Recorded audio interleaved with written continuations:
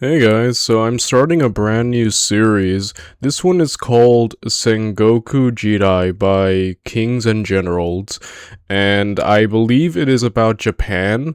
This has been a long time coming because this was brought to my attention over a year ago.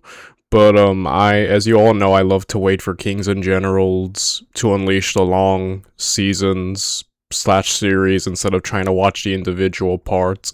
So I bided my time, but he released it and here I am finally to check this off the list.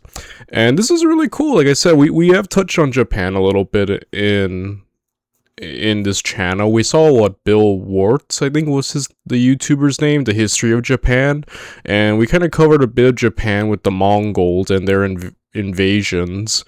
So this will be really cool to finally have like a more, in-depth, longer series of Japan. And overall, it's going to be really exciting as, I'm definitely trying to look more into Asia and learn more about Asian history. So yeah, very, very much excited to start this new journey. I usually like to share what little I know about whatever, but I know absolutely nothing about what I'm about to watch. I don't know what period this is set in. I don't know any who are going to be the major players. And I actually prefer going into series completely blind because I find it more fun to learn along the way than if I knew what was gonna happen. So going into this completely blind is definitely actually adds to the excitement factor. Actually, feels like I'm watching a brand new show or something. So yeah, I should probably just get to it, but if you want to watch the original video by Kings and Generals, the link to his video is down in the description down below. And if you enjoy my content and want to help me out in any way, shape, or form, feel free to please like, comment, and subscribe. And if you're able to, feel free to maybe consider like being a YouTube or Patreon member. It'd really help me out a lot. Now with that said, and now without any further ado, let's get to it, shall we? Let us watch Sengoku Jidai, Every Battle and Campaign Explained by Kings and Generals. Japan's age of war was not born in a single battle, nor did it end with a single victory. It began with political paralysis, spread through unresolved feuds and broken successions, and consumed the country as authority collapsed from the center outward. This video traces the Sengoku Jidai in full, from the Ashikaga shogunate's slow disintegration and the fires of the Onin War, through a century of shifting alliances, betrayals, and brutal campaigns. We follow the rise of men who thrived in this chaos: Nobunaga's ruthless ambition, Hideyoshi's improbable ascent, and Ieyasu's patient consolidation of power. Each victory reshaped Japan, but none brought peace without blood. Only after decades of war would the fighting finally end, not with reconciliation, but with exhaustion and absolute rule. Welcome to our video on the Sengoku Jidai. Oh wow. Do you know? In the 16th century, Japan was a united country only in theory. The shogun and the emperor's power had waned significantly, and the daimyo ruled the land. Oh wow. Hence the name Sengoku for the era. Yeah, I'm remembering when we look at the history of Japan video, I'm pretty sure the YouTuber was named Bill Warts, right? Wait.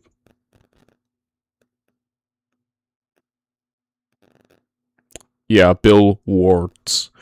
So yeah, I mean, he definitely adds a lot of humorous touches in his videos and a lot of little fun musical segments, but the thing is that like people he kind of joked about and kind of brought up, oh yeah, the emperor was just there, the shogun was actually kind of the real power, while the emperor was just there.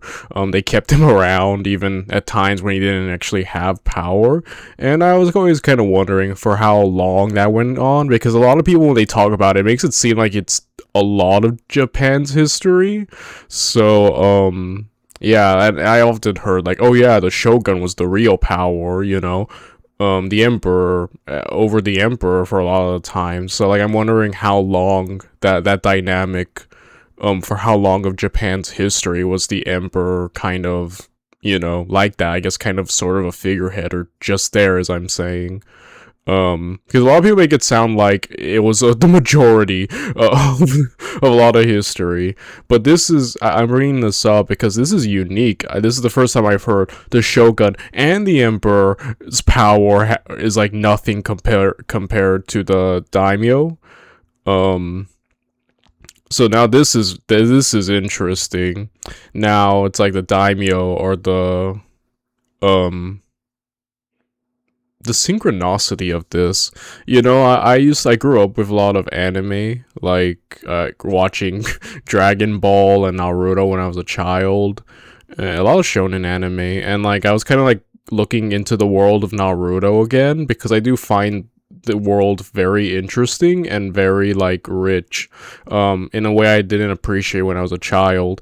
And apparently, like, they're a daimyo, and they're basically like, the main heads of whatever country the characters of Naruto inhabit.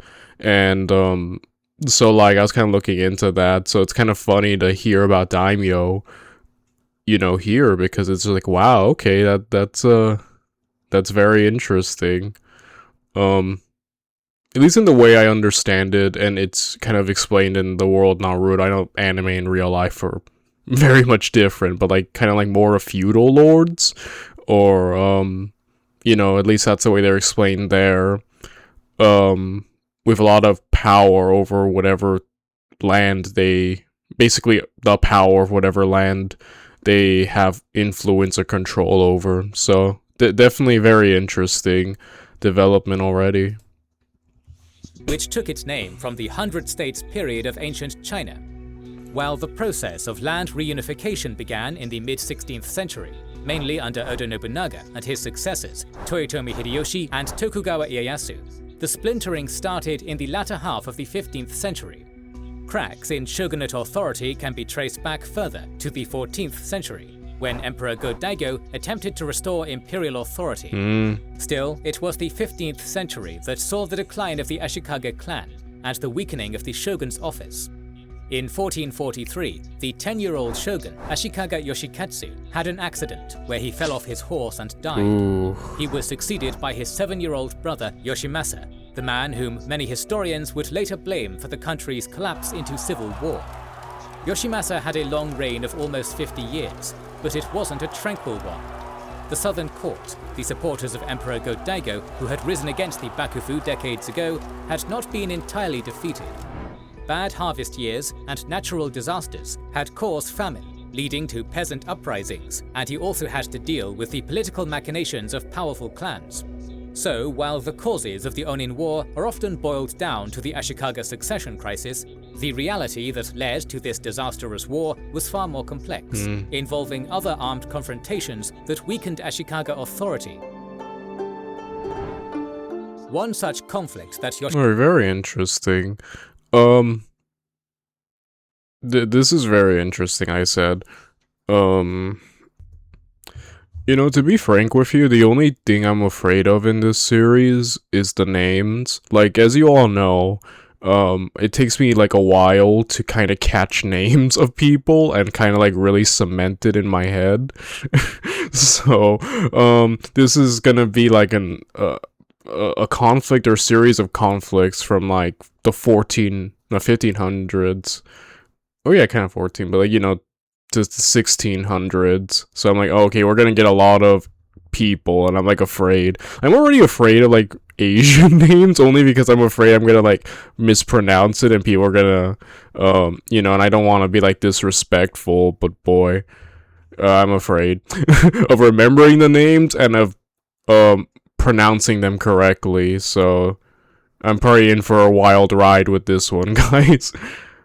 You know what's so weird? Off camera, when I'm not on YouTube, I remember names incredibly well of people I talk to, but like whenever I turn the camera on and go on YouTube and I'm making these videos, I seem to struggle with names and remembering them, and after a while I'm like, oh yeah, that guy. I don't know why. It's only when I'm on camera and then I'm off, I just remember things. I don't know why I'm like that. Oh well, let's do this. Yoshimasa had with his predecessor, the 6th Ashikaga shogun Yoshinori, occurred in Kanto.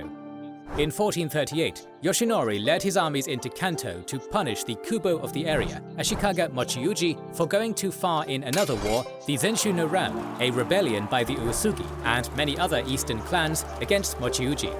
Mochiuji was defeated in 1439 and forced to commit seppuku, while 2 of his sons also perished. So, when Yoshimasa appointed Shigeuji, Yochiuji's last remaining son, to the position of Kanto Kubo in 14... Okay, Kanto Kubo was a title equivalent to Shogun, also called Shogun of the East. Wow.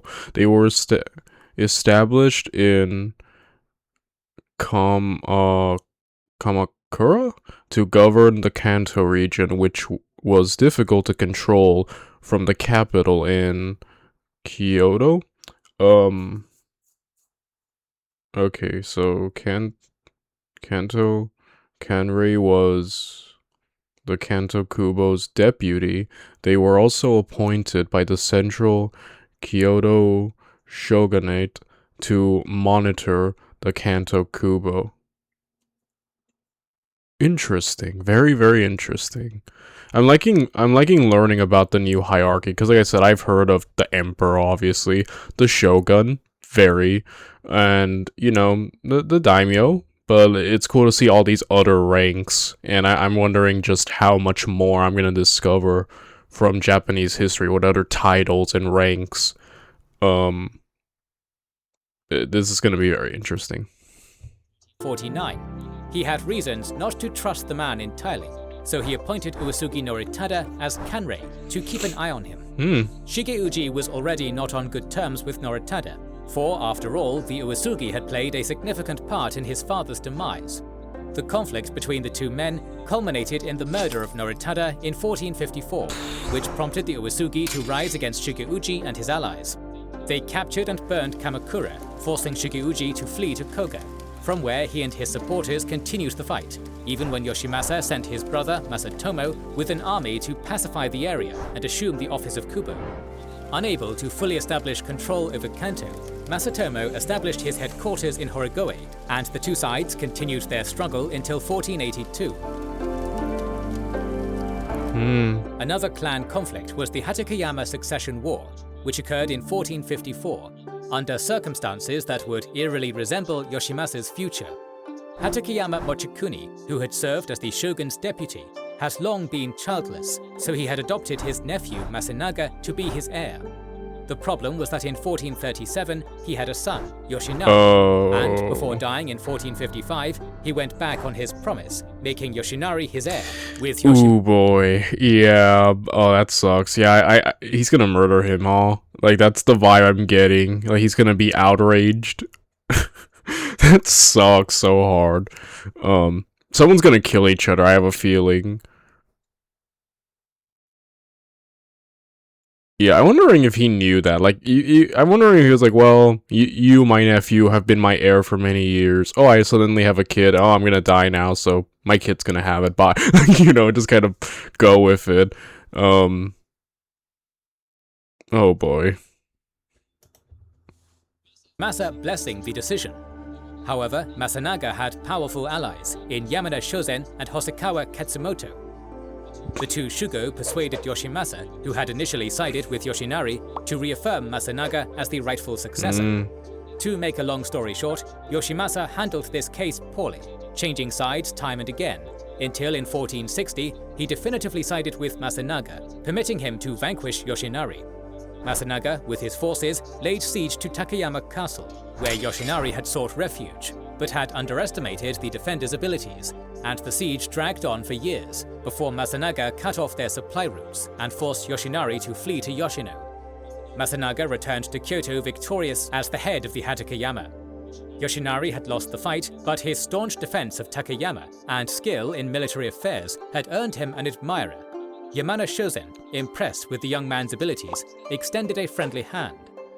Shozen's changed stance towards Yoshinari was, without a doubt, born of his personal ambition to elevate the Yamana clan. While Hosokawa Katsumoto was his son-in-law, there was much rivalry between the two, and Shozen didn't hesitate to look for allies and premises to confront Katsumoto and weaken his position. Of course, the same can be said for Katsumoto. In 1458, he appointed Akamatsu Masanori as Shugo of Kaga province, weakening Shozen's position.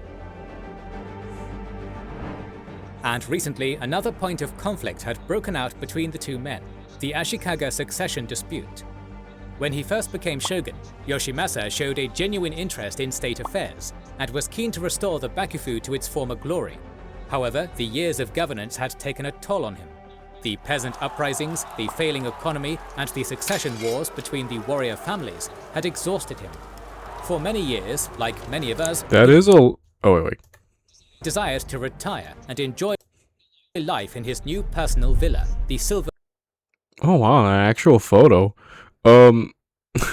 Like, I've kind of, back in January, I purchased my first Total War game, called Total War Rome 2, and, you know, I've been having a lot of fun playing it, and the few campaigns I've done, mainly the successor states is what I've played as, Macedon, the Seleucid Empire, because I'm a big pike lover. Pikes are my favorite weapon, and, I love the phalanx, it's my favorite battle formation, but, you know, like, especially when I was playing as the Seleucid Empire, the amount of, like, revolts, and, you know, like, families turning on me and like having like to fight like basically two civil wars, it is kind of like a lot to manage like the political side of that game. And when I remember in my first few campaigns, I didn't understand the necessity of like keeping my populaces happy, like with the mask faces, you might know, and you know, I didn't know how to build like food like farms and stuff. In all fairness, I kind of just walked into it blind and learned along the way, and you know, like it was definitely like exhausting. I'm really happy that I played. I've been playing Total War because like as I'm watching these videos now, I have a newfound appreciation towards the struggles. It's kind of like I keep thinking of Kings and Generals because I'm like, dang, that's like what people in real life had to put up with all the time. But the thing is about retiring, it's not something you can really do when you're like kind of like the main guy of a nation. Like we've seen like, well, I don't know, you know, like monarchs for example try to quit but like get pulled back because it's like it feels like sometimes there's no real quitting. I mean, granted, there are monarchs who have stepped down, like it has happened.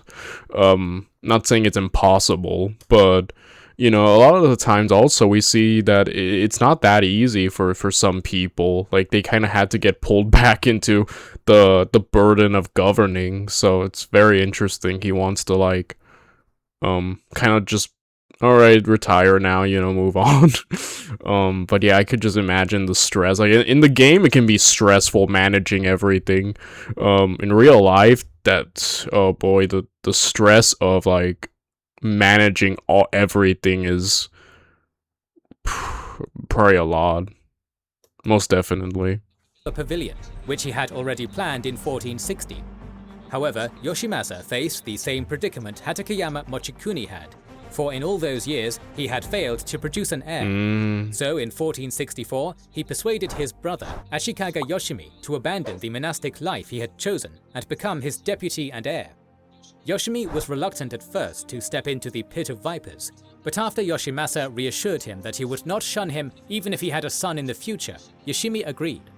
He also enjoyed Katsumoto's support, which was also a factor in convincing him to leave behind the Jodo monastery he had secluded himself in. For after all, Katsumoto was a robust and reliable figure in Japan's political landscape.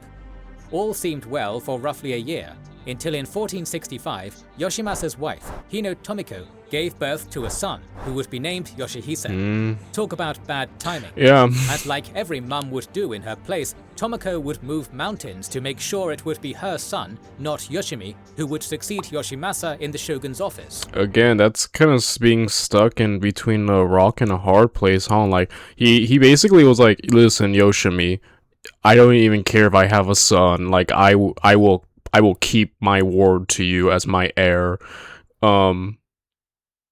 But yeah, again, like, it's also your own son, right? Like, the heir you tried to have naturally couldn't, but now suddenly do. yeah, that's like just being stuck. Like, that's such a hard decision to. But also, he must be aware of exactly we saw what happened over here, right? So it's like he must be thinking, oh man, if I do the exact same thing, like, there's gonna be a fight. But maybe it's just there will be either way, regardless of who he chooses. Like, I get a feeling that any of these guys will fight for the right to be the heir. So maybe it doesn't even matter who he chooses. Let's find out. But I get a feeling maybe it doesn't matter. Someone's gonna be angry, and I feel like swords are gonna, war's gonna happen. Since Yoshimi enjoyed Hosokawa Katsumoto's support, she naturally turned to the other powerful political pole of the capital, Yamana Shozen. Shozen, who saw this as another opportunity to elevate his position, threw his support behind Tomoko and her son. It was rather fitting, as Shozen was already turning his support for the Hatakeyama succession over to Yoshinari, thereby supporting the biological sons in both disputes, while Hosokawa was supporting the adopted sons and original heirs. Wow. Despite being arch rivals, Shozen and Katsumoto worked together when the political circumstances suited both. Such was the situation over yet another clan succession crisis, this time of the Shiba family. In midsummer of 1466, Yoshimasa, on the behest of his aides, replaced Shiba Yoshikado as head of the clan and appointed Yoshitoshi. One of the men behind Yoshimasa's decision was Issei Sadachika, who was sort of like Yoshihisa's foster father. Roughly around that time, Sadachika, to promote Yoshihisa to the position of the shogun, also circulated a rumor that Yoshimi was planning a coup against Yoshimasa. This prompted Katsumoto to step in to protect Yoshimi. Shozen also intervened, as Shiba Yoshitoshi was in Sadachika's camp, and for Shozen, being related to the deposed Yoshikado meant he was an enemy of Yoshitoshi by proxy. Oh, wow. In the end, Sadachika's rumors proved false, and he, along with Yoshitoshi and Akamatsu Masanori, was ousted from the capital. The year, however, was still hiding another big surprise for the residents of the capital. For in the last month of 1466, Hatakeyama Yoshinari, leading a large force, entered Kyoto and took residence at the Senbon Sakado Temple. In the early days of the following year, Shozen convinced Yoshimasa to pardon Yoshinari, and the latter was invited to the shogun's palace without Yoshimasa first consulting Katsumoto or Masanaga, who at that time was acting as the shogun's deputy. As if to add further insult to the injury, Yoshimasa cancelled the traditional New Year's visit to his deputy and instead attended a banquet thrown in his honor by Yamana Shozen and reappointed Yoshinari as the head of the Hatakeyama, asking Masanaga to hand over his residence at Kasuga. Oh my goodness, bro. Oh my goodness. Yeah, I'm just seeing how everything is just starting to fall apart. Oh boy. Yeah, no. Then again, like, as I'm seeing it, like, no one's gonna be happy. Like, like, all these guys are fighting, for their place as, heirs of where they're from. So it's like, and they've already all proven that they will fight for it. So it's like, I don't know. Does it even really matter? I feel like there would have been conflict, like, a dispute, armed dispute possibly, either way. Hoji, as well as removing him from his position, which Shiba Yoshikado would later occupy. Naturally, Katsumoto could not stand idle and watch his political ally being reduced, so he planned on moving his troops to the shogun's palace and forcing him to declare Yoshinari a rebel. Ooh. However, as we have already stated, Katsumoto's wife, fearing for her father, leaked this information to him. Thus, the Yamana side moved first, laid siege to the castle, and demanded the expulsion of Masanaga and Katsumoto. Dang, Katsumoto and Chosen having their, like, back and forth, basically, like, using their guys, and the proxy, like, politics is insane and crazy, bro. Like I'm saying, like, I used to be big on fantasy and, like, Game of Thrones, A Song of Ice and Fire, but, like, ever since getting into history, I find history just so much more better than fantasy. And I think when people, like, even I use the term, this is like Game of Thrones, and I think we all mean, like, the political side of it, of you know, the political intrigue. Because I feel like Game of Thrones and The Song of Ice and Fire is really at its best when we're looking at, like, characters being, and the political intrigue, maneuvering, the shady side of politics. I feel like that's when the show is really at its best. And I'm just saying, like, so much of history is that, you know, whether we be covering the Romans or the Greeks or the Persians, it's just there's so much political intrigue that I feel like sometimes, I don't know why, like, you know, the entertainment industry, instead of like backing fantasy, should just make history shows. Because like you could easily get the Game of Thrones fix, but like, I mean, granted, there won't be like dragons, I guess, or, you know, any of the magic stuff. But like, honestly, I think Game of Thrones was better when the emphasis wasn't on all that. Like, it was just characters having to use their wits to, you know, survive politics, essentially. Like, so much of history is that, so I feel like you could just make shows about like stuff like this. Granted though, most recent like Japanese based show that I heard was really good was I think it was called Shogun, right?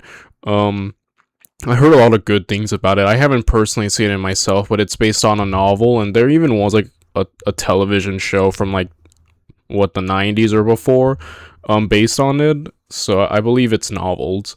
But point is, like, and I heard a lot of people loved and praised it, and so I'm just saying, like, I feel like the entertainment industry has left a lot of like you know, events from history, like there's a gold mine, you get me? Even freaking the War of the Roses, which directly inspired Game of Thrones.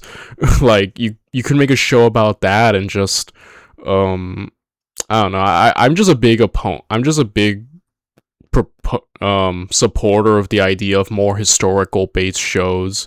Like, my dream show, if I had to have one, would be like the Diadochi Wars, like after Alexander dies. Feel free to let me know, like, if you could have a historical show based, you know, like obviously on a historical moment in history, what would your show, which era, which event would you have a show be about? Because I feel like after watching so much history, just the political intrigue everywhere, it's just insane. The maneuvering, the rivalries, it's just, again, the entertainment industry, I feel like is just sitting on potential gold, and they don't use it, which is kind of like sad to me. Yoshimasa didn't dare to make a move against Katsumoto, so he only permitted Yoshinari to attack Masanaga if necessary, on the condition that the other clans remain out of the Hatakeyama succession crisis. But Masanaga was not about to go down without a fight. So on the 18th of January, he set fire to his residence, and with his forces, he set up camp at the Kamigoryo Shrine. Oh boy. There he welcomed Yoshinari's attack, who assaulted the temple complex with the support of Shiba Yoshikado, Asakura Takakage, and Yamana Masatoyo. The fighting was fierce and lasted until the night, when defeat became inevitable. Masanaga set fire to the shrine, and, using the flames as cover, escaped and sought refuge in Katsumoto's villa. An all-out war was now inevitable. Katsumoto called to his allies from across the land and brought troops from Hosokawa's territories to Kyoto, securing the city's major gates and burning several bridges. Oh boy. Under his orders, Akamatsu Masanori attacked Harima, the home province of the Yamana, and Bizen. From there, he then marched to Kyoto. In the meantime, Takeda Nobutaka fought Shozen's allies in Wakasa, the Ashiki clan, and Shiba Yoshitoshi invaded Totomi from Owari. After some time, Masanaga, having gathered some forces in Hokuriku, returned to the imperial capital. Yeah, the fact that this all just went down on the imperial capital at once, just the tension was building. Now the crap has hit the fan. You know, just a complete everything is falling apart now. Oh my goodness. Kyoto, troops from across the country were converging, reinforcing Katsumoto's and Shozen's forces, who would later be known as the Eastern and Western armies respectively. The city itself would become the battleground, and indeed, the capital had been split into spheres of control, with the lords fortifying their mansions and turning them into makeshift castles. Oh boy. In late June, Katsumoto made his move. Takeda Nobutaka and Hosokawa Shigeyuki attacked Ishiki Yoshinao's villa and burned it to the ground, with Yoshinao barely escaping. Katsumoto, on his part, took control of the shogunate's palace, because controlling the shogun meant he could enjoy political legitimacy. But the Western army did not stand passively either. Under Shiba Yoshikado, they launched an attack on Hosokawa Katsuhisa's residence. The defenders were reinforced from the east with forces led by Kyogoku Mochikiyo, but Yoshikado's men were able to rout them as well. The Western army pressed its advantage, burning Katsuhisa's mansion and attacking the villa of Hosokawa Shigeyuki. Only the timely intervention of Akamatsu Masanori's forces prevented total disaster, forcing the Western army back and allowing his allies to recover. Following this, both sides, exhausted from the battle, retreated. These attacks were not limited to the mansions of the lords. Temples, and generally any building complex that could house troops, were also attacked. And since fire was extensively used on both sides, neighboring buildings also fell victim to the conflict. A few days after the outbreak of the all-out war, Katsumoto was able to secure the shogun's banner and had Ashikaga Yoshimi appointed as commander-in-chief. With that, his troops now projected significant legitimacy to their cause, which could sway to his side many lords who stood on the fence. Bolstered by that, the eastern forces under Masanori fought and defeated Yamana Noriyuki at Ichijo-Omiya and then laid siege to Shiba Yoshikado's— Dang. Yo, they already basically got the shogun's place and have Yoshimi. I'm so sorry, like I said with the names. But, dang, oh yeah, Shozen's, or rather, not Shozen, Katsumoto, yeah, he's definitely wilding at the moment. But again, the legitimacy, right, aspect of it is, probably a very powerful stance to have. Oh my goodness. Own residence. Demoralized by the shogun's stance on the conflict and the battlefield results, the Western forces came close to surrendering, but the harsh conditions imposed by the Eastern army destroyed any chance of peace. The fate of the Yamana camp looked bleak, but at the first light of the 23rd day of the 9th month, Yamana Shozen looked to the west, and there was Uechi Masahiro at the head of a large force, coming to his rescue. The Onin-ki mentions 10,000 men, but as with the other regiments, this figure is likely a gross exaggeration. Still, his forces must have been considerable in strength, for the situation on the battlefield changed radically, and the Western army secured much of the city. A few days later, Hatakeyama Yoshinari and Asakura Takakage came under attack from Takeda's forces, but were able to repel the assault, and together with Rukaku Takayori and Ishiki Yoshinao, launched a counterattack at the Takeda base at Sanbuin Temple. Facing superior numbers and the fierce determination of the Western forces, the Takeda withdrew. After burning the temple complex, the Western troops marched and occupied the imperial palace without capturing the emperor, since the imperial family had long been transferred to the shogun's residence. Oh, okay. Yeah, I was wondering, the Emperor, I was like, the Emperor, I had my eye on the Emperor. He was just kind of just there, like I said, just chilling. So I was like wondering, like, when he was gonna, like, where he was gonna get attention, you know? Increasingly fearing for his safety, Ashikaga Yoshimi fled Kyoto, seeking refuge in Ise province. This was a blow to the Eastern Army's morale, which was already on the back foot. Even Akamatsu Masanori was unable to recover northern Kyoto, and defeated, he redeployed his forces in the eastern part of the city, at Higashi Iwakura. On the 16th of October, the Uchi attacked his position from the direction of the Nazenji Temple. I will say, this is such a unique event, because we've definitely seen, like, wars and whatnot, but, like, they're having all of this, like, conflict right in the imperial capital, right? Like, literally at the main place, they're just all fighting, which is such a unique setting for this entire conflict, which I'm really digging, you know? Like, I haven't seen something like that, at least it's this scale, so, just wow. Matsu's defenses were hastily constructed, and therefore shouldn't have been a serious obstacle. However, the attackers failed to coordinate their movements, and instead attacked each position in turn, allowing the defenders to move their troops and repel each assault. Despite their unexpected victory at Iwakura, the Eastern Army was still losing. On the last day of October, The forces of Hatakeyama Yoshinari and Asakura Takakage attacked those of Takeda Nobukado, who had set up their camp at Shokokuji. Before launching the attack, they bribed a temple complex monk to start a fire.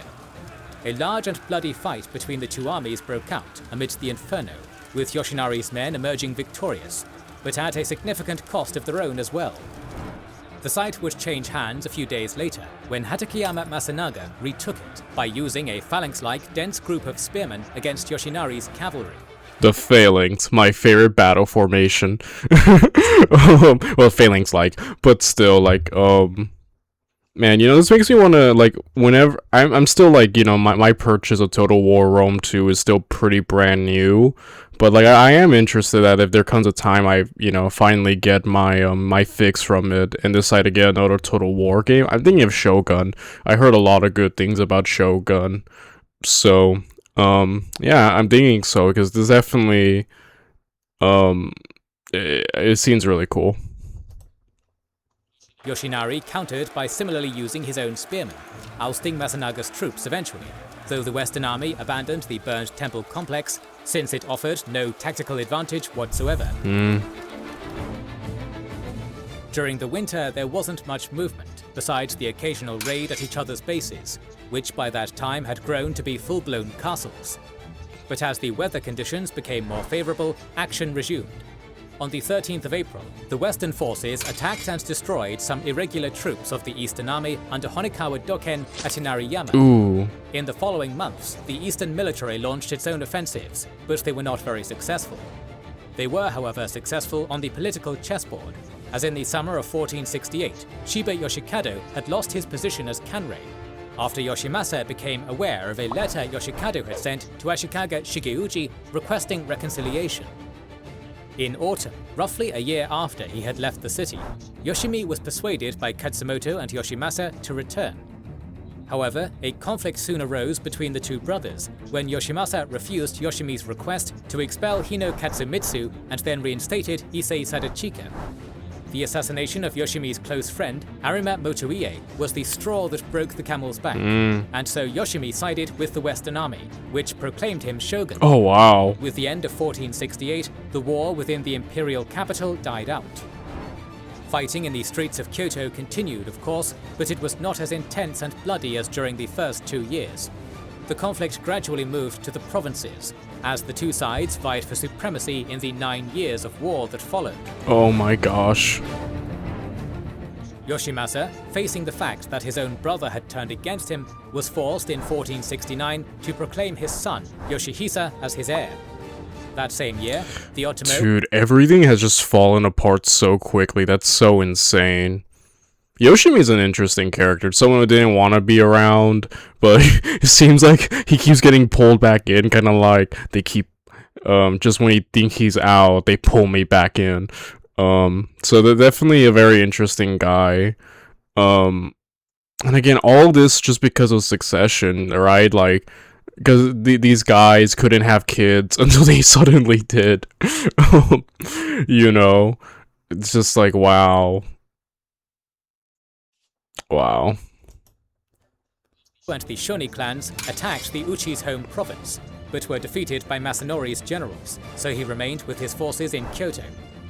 His presence in the capital proved a considerable factor in the course of the war, for he continued to fan the flames, even as Shozen and Katsumoto grew tired and sought a peaceful resolution. Not even their deaths in 1473 moved Masahiro to come to terms with Yoshimasa, and he entered a new round of skirmishes around the capital with Hatakeyama Masunaga. That same year, Yoshimasa officially abdicated in favor of Yoshihisa, but since the boy was only 8 years old, the retired shogun still held the real power. Masahiro continued his fight with Masunaga until the mid-autumn of 1476, when he agreed to enter negotiations with Yoshimasa. A year later, and almost to the day, Yoshinari took his army and left the capital to attack his hated rival Masunaga at Kawachi.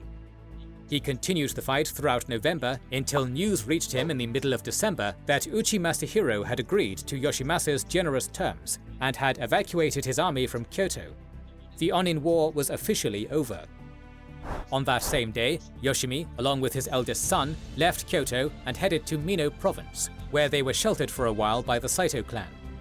Still, the two brothers would eventually reconcile, and Yoshimi, in later years, would return to Kyoto, and his son, Yoshitane, would become shogun in 1493. With the end of the war, Yoshimasa would finally be able to step down, seclude himself, and enjoy his retirement, which he so much craved. This dude just wants to retire the whole time. I'm just imagining him the entire conflict, like, man, retirement, just hold on. I'm almost there. He just wants to leave. But again, just the drama of everything is just is preventing him, right? Honestly relatable though. Like, I'd want to just retire too. But yeah, just like, this is definitely, there's a lot going on that I could see like bleeding into the coming decades. As for Yoshinari and Masanaga, they fought for decades, with the conflict between the two sides outlasting them and lasting until 1499. The war that had lasted for 9 years had not only destroyed the capital, but had brought the total collapse of the Ashikaga shogunate. From then on, the Ashikaga shoguns were essentially puppets of the Hosokawa clan, and later the Miyoshi, with conflicts arising between clans over who would control them. Dang. With the shogun and the shugo weakened, the road to the fragmentation of the land into quasi-independent states had opened, and soon warlords would carve their fiefdoms, defying shogunate authority. This process of Dang, it's like everyone knows, like, okay, the shogun has no power now, let's do what we want, right? fragmentation would last until the middle of the next century, when unification began, first with Oda Nobunaga, and later with his spiritual successors Toyotomi Hideyoshi and Tokugawa Ieyasu. Yeah, so it seems like that's what we're getting into. This is kind of the prelude of what things are like, kind of falling apart, and then like a reunification process. So that's gonna be really cool to see. So this was the first part of the series, and I'm really excited to see where we go from here.